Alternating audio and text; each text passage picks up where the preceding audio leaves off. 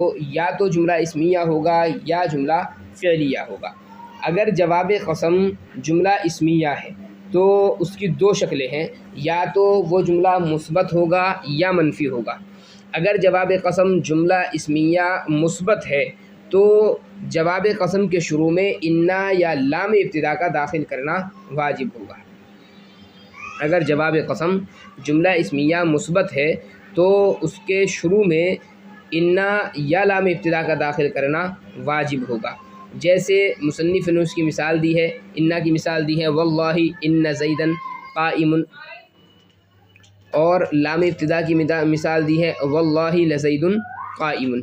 اور اگر جواب قسم جملہ اسمیہ مثبت نہ ہو بلکہ منفی ہو تو منفی ہونے کی صورت میں اس کے شروع میں ما یا لا یا ان نافیہ داخل کرنا واجب ہوگا۔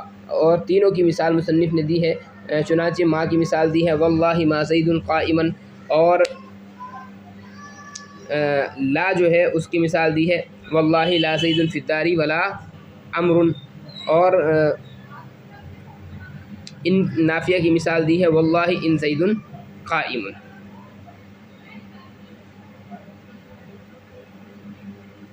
تو ابتداءً جو ہے جواب قسم کی دو قسمیں ہوگی۔ اگر جواب قسم جملہ خبریہ ہے تو جملہ اسمیہ ہوگا یا جملہ فعلیہ ہوگا۔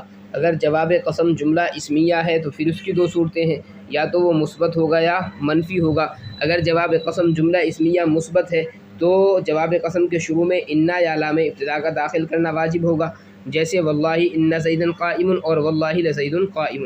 اور اگر جواب قسم جملہ اسمیہ منفیہ ہے تو اس کے شروع میں ما یا لا یا ان نافیہ کا داخل کرنا واجب ہوگا، جیسے واللہ ما زید قائما واللہ لا زید فی الدار ولا امر اور واللہ ان زید قائم۔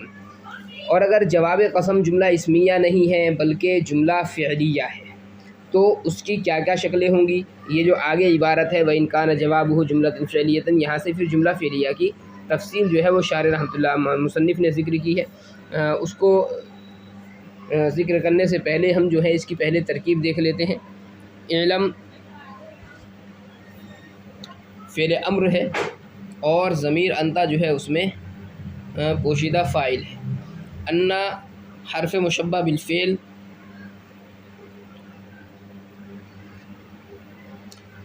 ہا جو ضمیر ہے اس کے اندر ضمیر شان، یہ انا کا اسم بن جائے گی۔